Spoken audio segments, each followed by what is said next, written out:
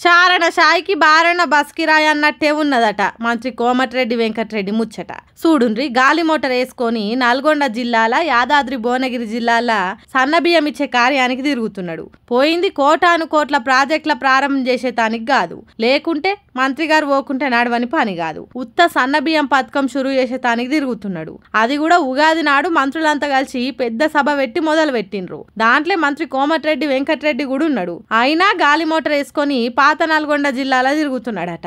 గాలి మోటార్ల తిరుగుడంటే చిన్న ముచ్చట, లక్షలనే ఉంటది ఖర్చు. ఆ పైసలు పెడితే బీద సాదలకు ఇంకో 5 కిలోల బియ్యం ఎక్కువయొచ్చు. రేవంత్ రెడ్డి అధికారంలోకి ఎక్కినప్పుడు మేం వృధా ఖర్చులు పెట్టాం, రాష్ట్రాన్ని అప్పులపాలు చెయ్యం అని చెప్పిండు. మరి ఇప్పుడు ఇదేంది? ఇది వృధా ఖర్చు కాదా? ఓ మంత్రి హెలికాప్టర్ ఎక్కి తిరుగుతున్నాడని నేను కూడా ఎక్కి తిరుగుతా అని ఒప్పించి మరీ ఇగో గిట్లా తిరుగుతున్నాడట.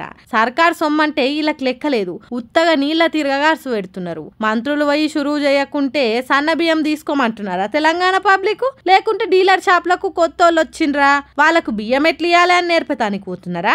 ఎందుకు ఇట్లా విచ్చలవిడిగా పైసలు ఖర్చు చేస్తున్నారు అని అంటున్నారు తెలంగాణ పబ్లిక్. ఇది చూసినాక